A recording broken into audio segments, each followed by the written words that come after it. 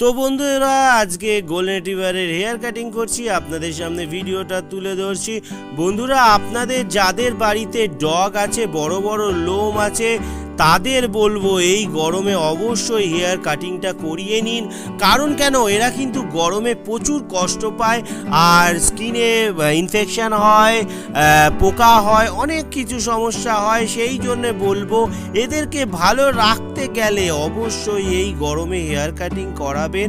অবশ্যই মিনিমাম কাটিংটাও করালে body fresh থাকে। সেই কারণে একে আমি দেখতেই পাচ্ছেন হেয়ার কাটিং চলছে, কিন্তু এর একেবারে জিরো করা হচ্ছে না। কারণ কেন, এখন মোটামুটি মাঝ ওয়েদারে এসে যাচ্ছে, সেই জন্যে পুরোপুরি হেয়ার কাটিং হচ্ছে না, ট্রিমিং হচ্ছে। আর এ ভালো থাকবে আশা করি। আপনাদের সামনে ভিডিওটা শেয়ার করলাম। এই দেখুন লোম কাটার পরে কি সুন্দর দেখতে হয়ে গেছে। সবাই ভিডিওটা শেয়ার করুন। ধন্যবাদ।